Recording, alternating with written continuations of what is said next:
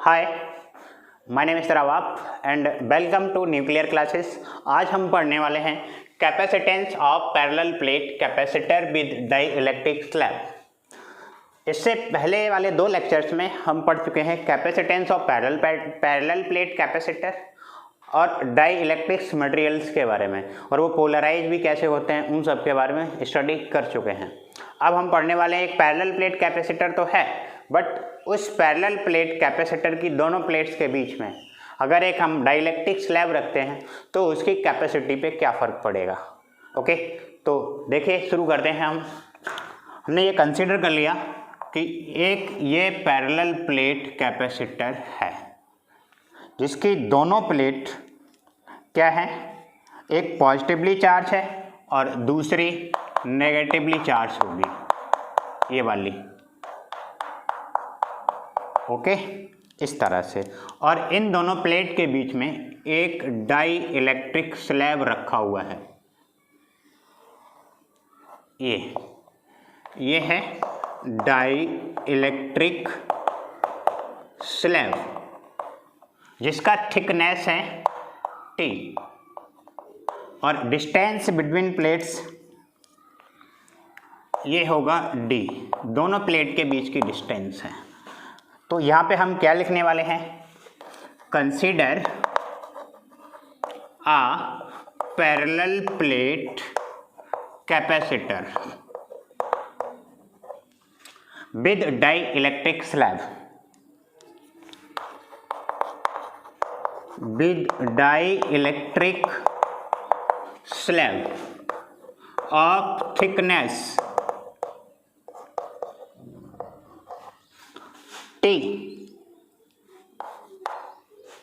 and distance between plates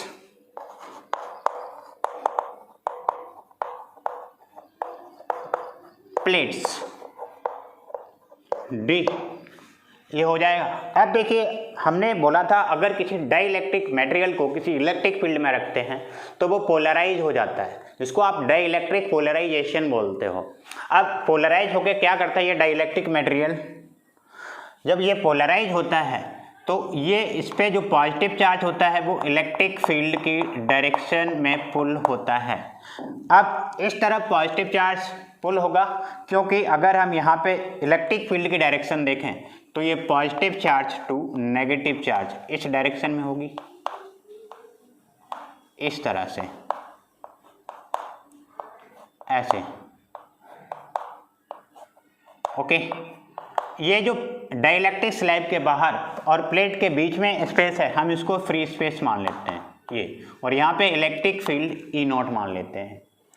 अब जो ये डाई इलेक्ट्रिक स्लैब है ये हो गया पोलराइज, एक तरफ इलेक्ट्रिक फील्ड की डायरेक्शन में पॉजिटिव चार्ज और इसकी दूसरी तरफ नेगेटिव चार्ज होगा, इस तरह से। तो यहाँ पे जो इलेक्ट्रिक फील्ड का डायरेक्शन होगा ये स्लैब के अंदर, तो इस फील्ड को हम बोलेंगे electric field due to polarisation. Okay, electric field due to polarisation किधर होगा, इस तरफ, इस डायरेक्शन में, क्योंकि जो डाइइलेक्ट्रिक स्लैब है उसके इस तरफ क्या है, पॉजिटिव चार्ज, और इस तरफ है नेगेटिव चार्ज, और इलेक्ट्रिक फील्ड किधर होता है, positive charge to negative charge. Okay, तो इस वाले फील्ड को हम बोल सकते हैं EP, और EP इक्वल टू होता है E0 डिवाइडेड बाई K, और K होता है डाई इलेक्ट्रिक कॉन्स्टेंट। अब ये सारी चीज़ें हमें मिल गई हैं, तो अगर हम इन दोनों प्लेट्स के बीच का पोटेंशियल डिफरेंस फाइंड आउट कर लें तो कैपेसिटेंस हम इजीली कैलकुलेट कर सकते हैं, क्योंकि capacitance C equal to Q by V होता है। तो सबसे पहले हम यहाँ पे पोटेंशियल फाइंड आउट करेंगे। Potential difference, PD stand for potential difference between plates of parallel plate capacitor.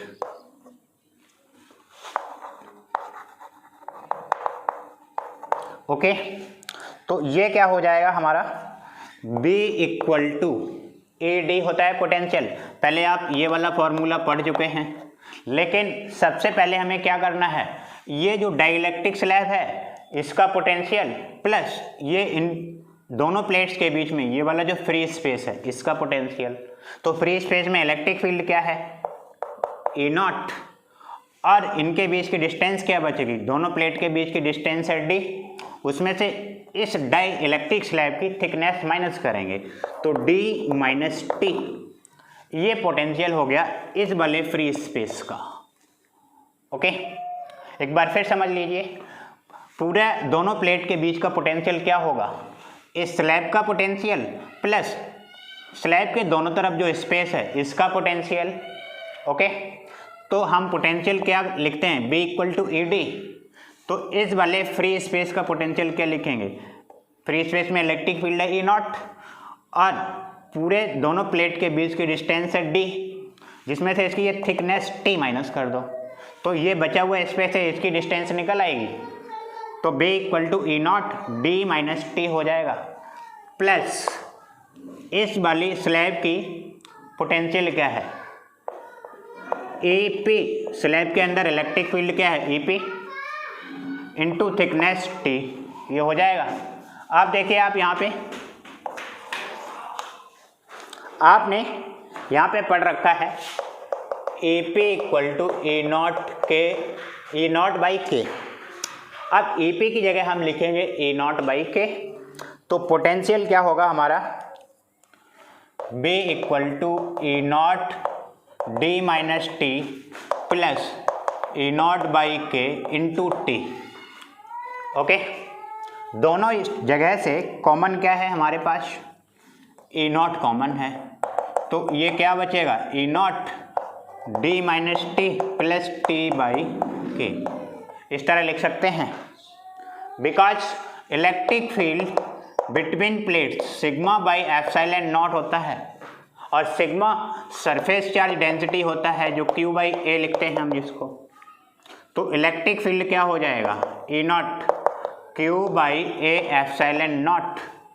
जब हमें इलेक्ट्रिक फील्ड ये मिल गया तो इसका वैल्यू यहाँ पे फाइंड आउट कर वो पुट कर दें, तो क्या हो जाएगा potential B equal to Q by A epsilon naught D minus T plus T by K, ये होगा। अब हमें पोटेंशियल मिल गया तो इस वाले पैरेलल प्लेट कैपेसिटर की कैपेसिटी क्या होगी, जिसके अंदर एक डाई इलेक्ट्रिक स्लैब भी रखा हुआ है, capacitance C equal to Q by B। अब ये वाला B का वैल्यू हम यहाँ पे पुट करेंगे तो हमें क्या मिल जाएगा, कैपेसिटेंस। ओके, तो देखिए C equal to Q by B और B का वैल्यू है Q by A epsilon naught D minus T plus T by K, Q से Q कैंसिल आउट और ये जो ए एप्सिलॉन नॉट है वो ऊपर पहुंच जाएगा। ओके, तो C equal to A epsilon naught divided by D minus T plus T by K. Okay, इसको हम क्या और लिख सकते हैं, C equal to A epsilon naught D, यहाँ दोनों जगह से अगर हम T कॉमन ले लें 1 माइनस 1 अपॉन के, ये हो जाएगा। ये हो गया हमारे पास capacitance of parallel plate capacitor with dielectric slab. Okay, अगर डाइलेक्ट्रिक स्लैब की जगह कंडक्टिंग स्लैब हो तो क्या कैपेसिटी होगी, चलिए इसे नोट करिए, फिर कंडक्टिंग स्लैब के लिए हम कैलकुलेट करते हैं। ओके, अगर आप नोट नहीं कर पा रहे हैं तो वीडियो को पॉज करके नोट कर सकते हैं। ओके, ये हो जाएगा कंडक्टिंग स्लैब। ओके, देखिए आपको पता है कि किसी भी कंडक्टर के अंदर इलेक्ट्रिक फील्ड 0 होता है, तो यहाँ पे अगर हम इसे कंडक्टिंग स्लैब मानते हैं, इसको कंडक्टिंग स्लैब, ये है हमारी कंडक्टिंग स्लैब। और कंडक्टर के अंदर इलेक्ट्रिक फील्ड 0 होता है, ओके। लेकिन थिकनेस T है इस स्लैब का और डिस्टेंस बिटवीन प्लेट्स D रहता है। तो क्या हम यही लैंग्वेज लिखेंगे, consider a parallel plate capacitor with dielectric slab की जगह हम क्या करेंगे, कंडक्टिंग स्लैब, क्योंकि प्लेट्स के बीच में क्या रखा हुआ है, कंडक्टिंग स्लैब, कंडक्टिंग स्लैब जिसकी थिकनेस क्या है T, slab of thickness T and distance between plates D। तो पोटेंशियल डिफरेंस बिटवीन प्लेट्स क्या हो जाएगा, V equal to E naught D minus T, ये तो E नॉट रहेगा, लेकिन स्लैब के अंदर वो इलेक्ट्रिक फील्ड 0 होता है, तो यहाँ पे 0 करेंगे तो ये वाला टर्म खत्म हो जाएगा, ओके। चलिए इसको ख़त्म करते हैं और इसके बाद ये सारा रफ कर देते हैं, ओके। आप एक बार ट्राई कर लीजिए वीडियो को पॉज करके, शायद आप खुद से ये वाला फॉर्मूला कैलकुलेट कर पाएँ।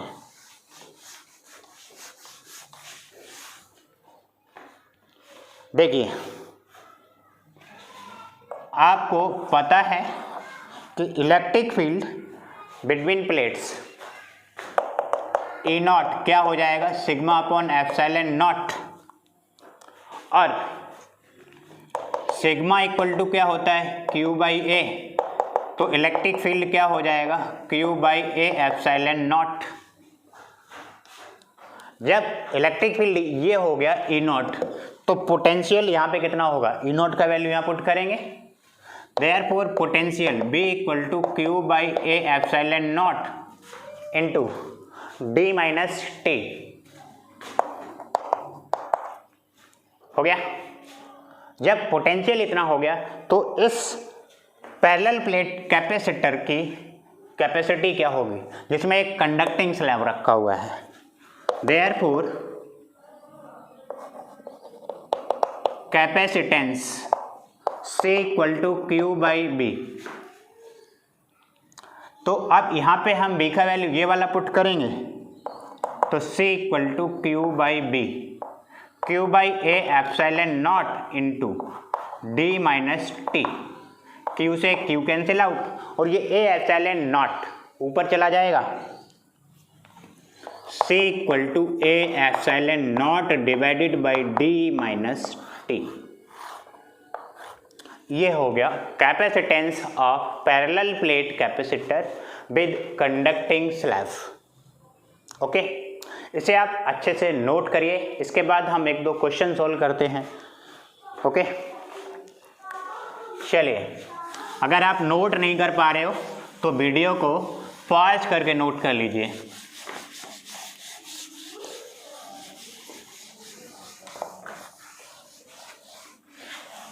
ओके। चलिए एक क्वेश्चन सोल्व करते हैं। यहाँ पे एक क्वेश्चन दे रखा है, एक पैरेलल प्लेट कैपेसिटर है जिसके अंदर एक स्लैब रखी हुई है, ओके, जिसकी थिकनेस है 1 centimetre. Example number 1, thickness 1 centimetre है। अगर हम इसे मीटर में कन्वर्ट करेंगे तो 10 टू पावर माइनस का 2 मीटर हो जाएगी, बोलिए। उसके बाद डाइलेक्ट्रिक कांस्टेंट, इसका मतलब डाइलेक्ट्रिक स्लैब है, तो डाइलेक्ट्रिक कांस्टेंट इसका दे रखा है 5, और area of each plate A equal to 0.01 metre square. इसे हम क्या लिख सकते हैं, 10 टू पावर माइनस का 2 मीटर स्क्वायर, ओके। इसके बाद डिस्टेंस बिटवीन प्लेट्स दे रखा है 2 सेंटीमीटर। प्लेट के बीच की डिस्टेंस D का वैल्यू है 2 centimetre, that is 2 into 10 to power minus का 2 मीटर, ये हो जाएगा। इसके बाद यहाँ पे ये पूछा गया calculate the change in capacity. एक पैरेलल प्लेट कैपेसिटर है तो इसकी कैपेसिटी चेंज कैसे होगी अगर प्लेट्स के बीच में एक डाइलेक्ट्रिक स्लैब रखा जाए, फर्स्ट केस। सेकेंड केस, अगर कंडक्टिंग स्लैब रखा जाए, ओके, तो सबसे पहले हम पैरेलल प्लेट कैपेसिटर के लिए कैपेसिटी फाइंड आउट करते हैं। Capacitance of parallel plate capacitor C equal to A epsilon naught by D होता है। ओके, ये फर्स्ट केस है। तो इसे जब हम सोल्व करेंगे तो A कितना है 10 टू पावर माइनस का 2 और एप्सिलॉन नॉट क्या होता है 8.85 इंटू 10 टू पावर माइनस का 12 डिवाइडेड बाई D कितना है 2 इंटू 10 टू पावर माइनस का 2। अब यहाँ पे 10 टू पावर माइनस 2 से 10 to power minus 2 cancel out, इससे कट करेंगे तो 4.425 ये हो जाएगा 4.425 इंटू 10 टू पावर माइनस का 12 फैरड, ये लिखा हुआ है 12। ओके, अब ये जो पैरेलल प्लेट कैपेसिटर है उसके प्लेट्स के बीच में अगर डाई इलेक्ट्रिक स्लैब रखते हैं तो कैपेसिटी क्या होती है, अभी आपने फॉर्मूला ड्राइव किया था, ये वाला हम मान लेते हैं सेकंड केस है।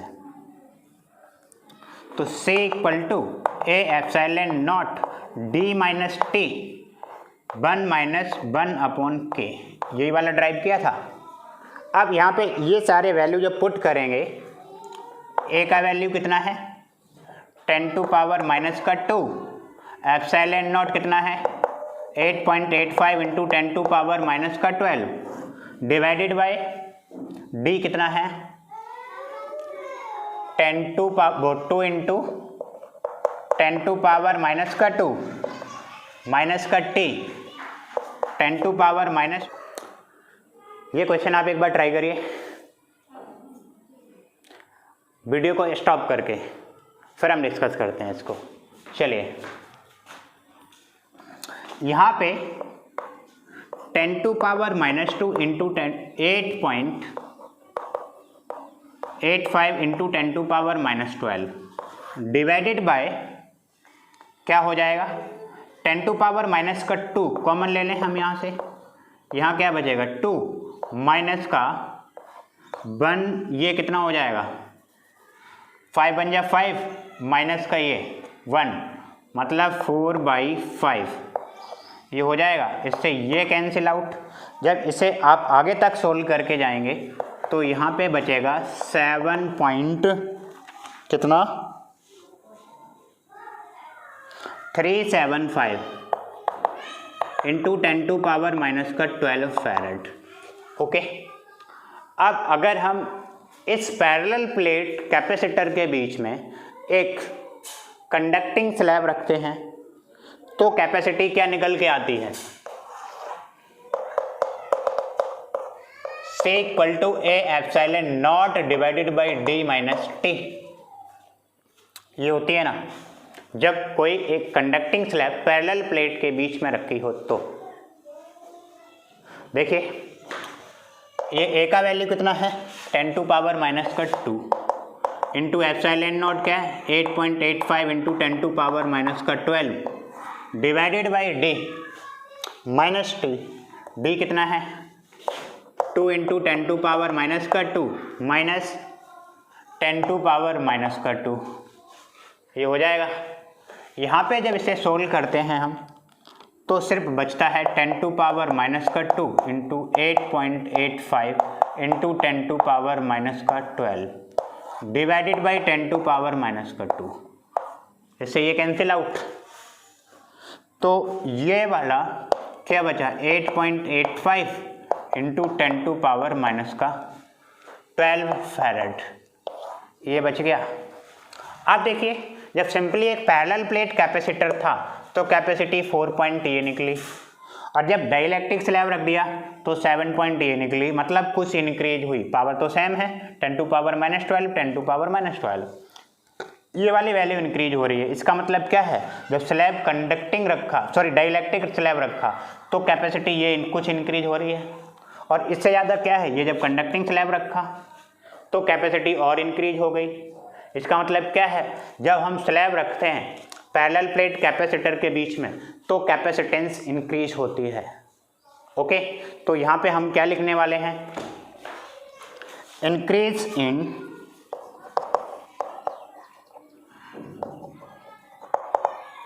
Capacitance with dielectric slab के लिए हमने ये निकाला था, डाई इलेक्ट्रिक स्लैब रखने पे कितना इंक्रीज हुआ, विथ डाई इलेक्ट्रिक स्लैब, इसे हम सी डैश मान लेते हैं। सी डैश में हम क्या लिखेंगे, ये वाला कैपेसिटी, ये वाला माइनस ये वाला, तो ये क्या हो जाएगा 7.375 इंटू 10 टू पावर माइनस का 12 माइनस का 4.425 इंटू 10 टू पावर माइनस का 12। जब आप यहाँ से इसे माइनस करेंगे तो 5 माइनस 5 0, 7 माइनस 2 करोगे 5, अब यहाँ 3 बच गया, 3 में से 4 जाता नहीं तो इसको यहाँ से माइनस करोगे तो यहाँ से कैरी लेके कितना हो जाएगा 12 माइनस 4, सॉरी 3 है 3, 13 माइनस 4 9 होगा, ये 6 बच गया, 6 माइनस 4 2, यहाँ पे पॉइंट आएगा इंटू 10 टू पावर माइनस का 12 फैरेड। ओके, ये बचा। अब यहाँ पे जब कंडक्टिंग स्लैब हमने रखा तो कितना इंक्रीज हुआ capacity, increase in capacity with conducting slab,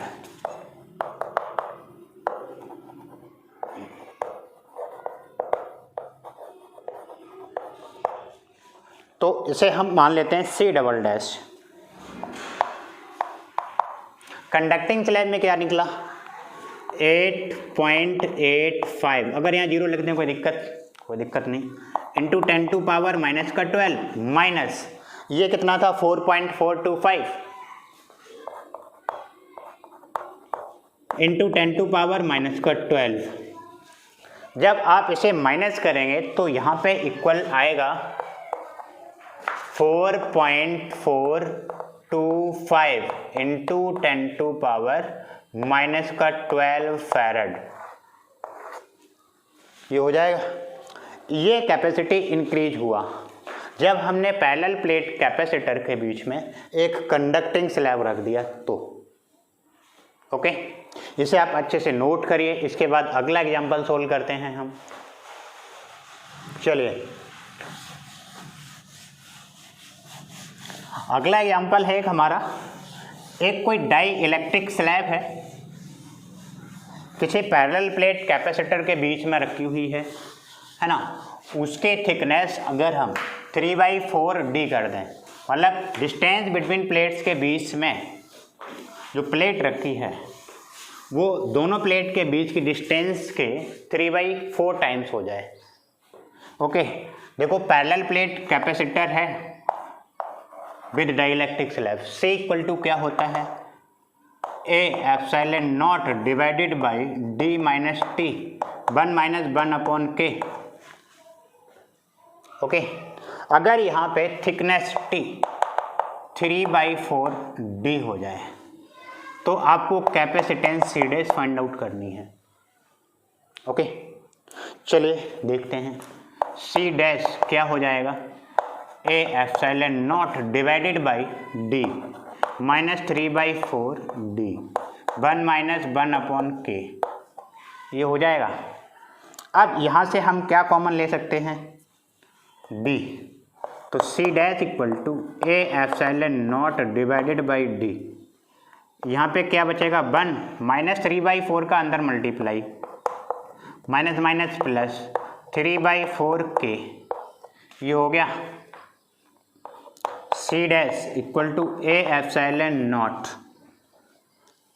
divided by 3/4, इसका इधर मल्टीप्लाई करेंगे 4 माइनस 3 1/4 प्लस 3/4K, ये हो जाएगा।